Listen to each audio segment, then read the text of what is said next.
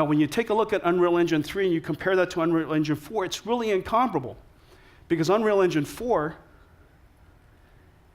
is all about being photoreal. This relentless pursuit for photorealism. Several factors, several characteristics make the next generation game content look so distinguished relative to the previous generation. The first thing that you'll see is that all of the rendering is physically based, meaning that we're capturing the microstructures of the materials and how it responds to light physics. And so as a result, you could almost feel the material physics, the material properties of everything in the scene. The second thing is the advanced lighting systems. It's no longer just the unidirectional light. Light is coming from all over. It's as close to global illumination as we've ever come in real time. It also includes physics simulations so that the world comes to life. And to make it all possible requires this new technology called multiple render targets, really rendering simultaneously into a whole lot of different buffers at the same time, and then doing screen space computations to resolve the final scene. The result is a photorealistic and a stunning looking image. Next generation gaming is really going to be a big deal. This is the kind of imagery we like to create on Tegra. And so let's show you what that means. Now, very few people, very few computer graphics company would ever lead with a human face as a demonstration. And the reason for that is because the human face is so hard. We know what a human face looks like. Now, if I were to put a monster up here, everybody would say, wow, that's a good-looking monster, and because we've never seen a monster before. So long as it's bright and shiny and looks really upset, I think everybody would be rather satisfied by it. Well, this particular face is being rendered in real time, and it's not a photograph. Lucas, let's show them what Ari can do. Now, let me explain some of the technology behind it. So first of all, in order to capture the human face, our skin is a living thing. Light penetrates through our outer layers, goes into the skin, bounces around inside, and then scatters, and then comes out, picking up some of the tone of the color of your blood. And as a result, when you look at them, it looks alive. Of course, there's a lot of pores. Your eyes are the windows to the soul, and so obviously the eyes have to look alive. In this particular case, we use a technology called ray tracing to ray trace the eyes. That's why the eye crystal looks like it's alive. And of course, all of the shadows are being rendered so beautifully. You see no triangles, no faceting whatsoever. Triangles have disappeared. The lighting system is so sophisticated we can pick up the little sheen of the oil of his face. Now let's change, I love the soft shadows underneath the lips. I mean, it's so exquisitely rendered. Photorealistic. Okay, let's Lucas, walk us through some of this stuff. You do some talking here. Let me spare a few seconds. Sure, so yeah, this is Digital IRA, and it's a data set from our friends at USC. And if you guys have been watching previous time, we've actually seen that we've shown it on a GTX Titan, the same data set. So it's pretty cool this works on a K1. Yeah, and as Jetson said, there's subsurface scattering in the light going through the ears, also the light from as the shadow lands behind his nose. You can see if you turn it off, you can just see that like his skin just kind of looks like plaster or something. It doesn't have the right effect, and so that's something that's it's quite computationally expensive, and something that using Tegra K1 is possible on mobile finally. Now change the lighting environment. This isn't just lighting, this is image-based lighting. And look how the light is shining through his ears. Yeah. You get some rim lighting off the edge of his head. And let's change the lighting yet again. That's just really stunning. If he was just more attractive. I could sit here and look at them all night. Okay, so this is a face only a mother or a computer graphics company could love. Ira is actually his real name. He's a very good friend, and I apologize for that funny comment. Okay, so, but show us now what it's like if we didn't have all of the photoreal capabilities that Tegra offers, Tegra K1 offers. Sure. So this is what a face would look like using today's computer graphics. And notice it's a convincing head. I mean, when you look at it, you go, that's a head. There's no question that's human, but there's no question also it's computer graphics. And this is basically OpenGL ES 3.0. Okay? All right, that's fantastic. Let's show them something else. Let's show them something else. All right, so this is, we want to do something that is a big world, and this is something that Lucas did. Lucas, why don't you talk us through it, and I'll ask you some questions along the way. Sure. So yeah, this is it's a big superstructure actually, as opposed to just a head, and it has a lot of interesting features that are cool. We have pretty rich metallic materials. We have HDR lighting and tone mapping, cinematic effects with lens flares, bloom. Now show them what global illumination and HDR means. Sure. Can you do that? Yeah. So do you guys know what HDR means? High dynamic range. Your eyes could see much, much larger dynamic range than a computer monitor's 16 bits per pixel can render. Okay? And so the way that we solve this problem, is we render to a much larger dynamic range inside the graphics processor. Okay? Then we do essentially a tone map, a histogram of all of the tones in the scene. And we figure out where the tones are, and we remap that tone into a smaller color space. And as a result, we retain the large distributions of the large contrasts. The deep darks and the bright whites are retained, but we remap, if you will, the rest of the dynamic range to fit back into that of a computer monitor. Yeah, and you can see that as you go down. So like behind this building, as you see it's pretty dark, right? But then as you zoom in and you cover up, the sky, which is very bright, you start to see more detail that's in the previous dark area, like when your eyes adapt, to the brightness of the scene. But then as you go up and you expose more of the sun, you'll see that it also, it adjusts to allow you to see the sky, which, relative to the back of the building is very bright.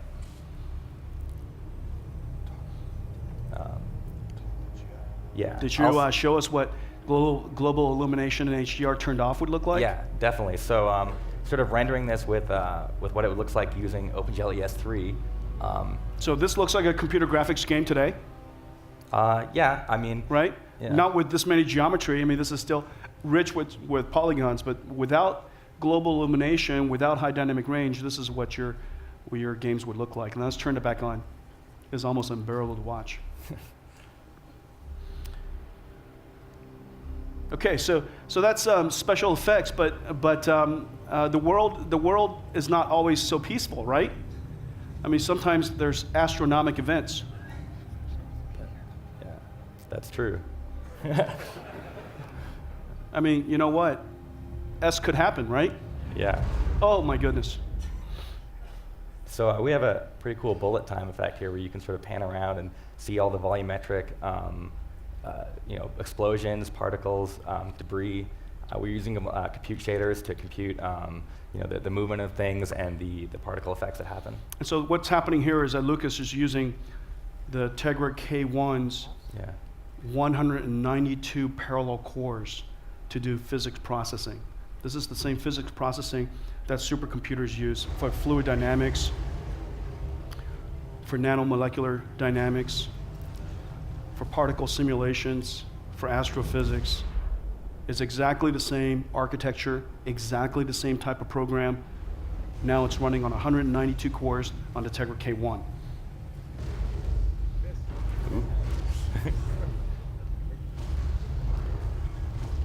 Okay, all right. You could play by yourself on the side there. Let's keep moving. Okay, so that's I think Lucas calls that demo the meteor. Yes. All right, give him a round of applause.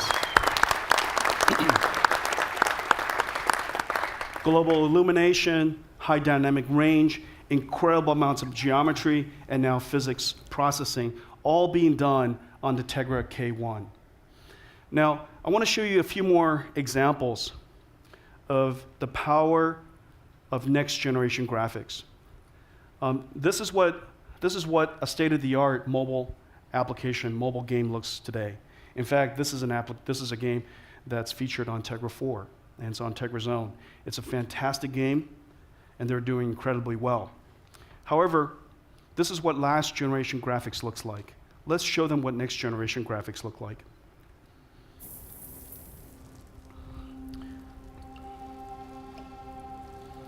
Now let's just kind of take this in a little bit. This particular image, notice the trash can? You see no triangles whatsoever. All the faceting is gone. The detail is so exquisite that when the light shines on it, it looks perfectly smooth. All the shadows are soft. It seems like light is coming from all over. It's being lit. The scene is being lit in darkness. There isn't one particular light that's showing up somewhere, but light is bouncing all over the walls using this technology called global illumination, where everything in the scene is a light source. Everything in the scene is a light source, and it helps create the subtle mood that you see in these dark environments. Notice the volumetric fog that's starting to roll in. And just the texture quality is just so incredible. But, you know, this looks like a photograph. Andrew, why don't you take us around here? Sure thing, Jensen. Why don't you take us around and talk us about some of this? Okay, so this, you mentioned before Unreal 4. This is Unreal 4 running on Tegra K1. So this is a demo. Ladies and gentlemen, this is Unreal Engine 4 running on Tegra K1.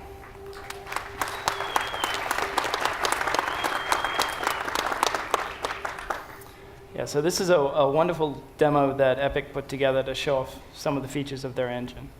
As you mentioned, the art quality is second to none. The textures are amazing, and also lots of little effects. As we go around, I'll point some of them out. Look at the water dripping off the wall. Yeah, up here. The lens flare. You look at the sun, high dynamic range. Look how bright the brights are and how dark the darks are. Okay, imagine a camera doing this. Really hard time with a camera doing this. Now it's computer graphics doing this. So as you mentioned before, this is trying to simulate exactly what your eye sees. And indeed, they have a feature called pupil adaptation, where they calculate the luminance in the scene. And just like you would if you went from a bright environment into a dark environment, if you were outside and ran into a room, your pupil takes a little while to sort of adapt to that. They've built that into this engine as well. Gives wonderful effects. They've got lots of nice reflective surfaces as well. So over here we have like a mirror, we have tiles, the trash can over here is reflecting the rest of the room. Now that trash us. can obviously looks so real because it's somehow simulated in a physically based ways, so that when light bounces off of it, you could almost feel the steel that it's made of. Absolutely, and you can see the water dripping down in the back there. And as we come along here, there's a more sort of plastic posters, reflections again off the tiles. The quality of the textures is unbelievable. This is real-time computer graphics, ladies and gentlemen, on a little mobile chip. Yeah, it's tiny.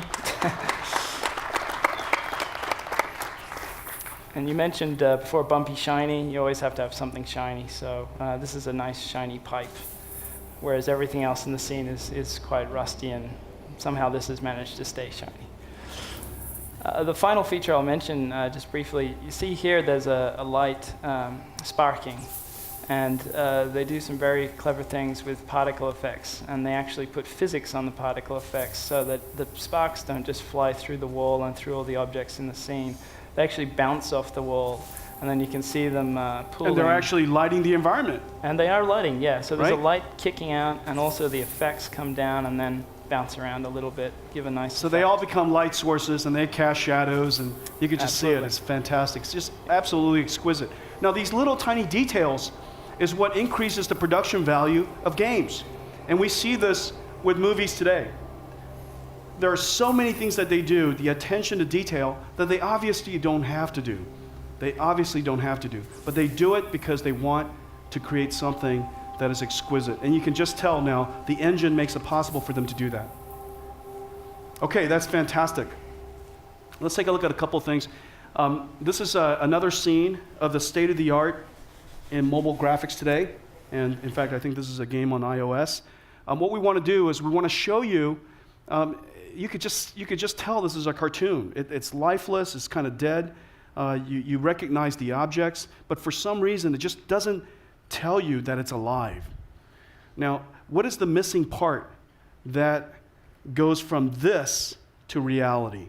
One of them, of course, is the way that the lighting behaves. We know that light doesn't work like this, that there are just subtle shadows and the reflections and the way that light is occluded in the corners, and those type of effects our eyes are looking for, and when we don't see it, we know that it's not real. And so let's take it to the next demo. This is also running on Unreal Engine 4, and here we like to show you a couple of things. This is not a photograph. This is not a photograph. We're in Vegas, so this is Frank Sinatra music. Okay. Now you can almost feel this room coming alive. Now what you're looking at is two very important technologies. One of them is physically based rendering.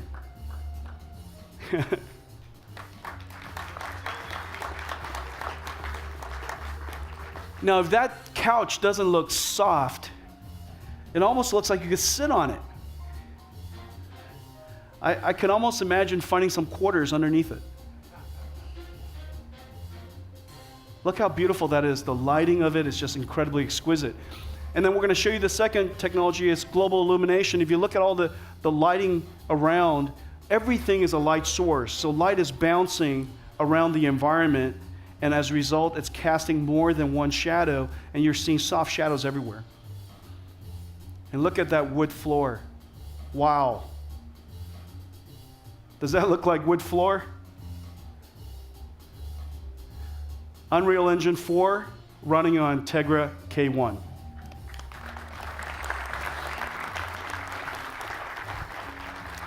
That's fantastic. Good job, Matt. Okay, so now let's take a look at all this stuff in a game. Okay, so this is an Unreal Engine game. This is Trine 2. This runs on a high-end PC today. It runs on a high-end game console today. And look, well, Andrew, you're the master of this game. Tell us about it. Hi, hello again. So this is by a company called Frozen Byte. It's a custom game they've made. This is a first for mobile. It's a really fun game. It's kind of like a platformer, 2.5D. But the cool thing is you have 3 characters. So you can have your warrior guy. You can switch to have a wizard. And he can now remember, this is a mobile device that's been blown up to the size of a theater. Okay? Absolutely. This is a mobile device that's been blown up to the size of a theater. Look at the exquisite detail. They've used Nvidia physics actually in this. So you interact, and a lot of the puzzles are based on physics, and you have to sort of figure out different ways. And we'll see that just up here. So if I run inside now, past the beautiful sort of Egyptian statues. So here we have a puzzle. This one's fairly straightforward, and I have played it a couple times. So you can choose which character you want. So I can try and reflect this beam. And you note the way the lighting follows the beam around. Like this. Oh, yeah. Oh, that's hot. Yeah. So I think I'm actually going to use the wizard here, and I'm going to grab this box and hit the special key, and I should be able to open the door. There we go. Now, while he's doing that, look at how the lighting is changing the environment. Yeah. Everything's all lit so beautifully. Yeah, it's all dynamic lighting. It's a beautiful game. The artwork in this is just exquisite.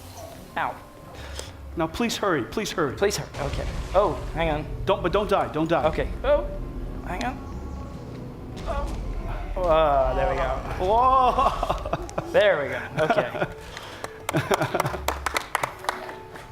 Now, all of this behavior is happening with physics simulation. So you could just see how heavy that rock was. You could feel it. So now we're down in a crypt, and uh-oh. And here comes a bad guy. And there we go. Okay, fantastic. Good job.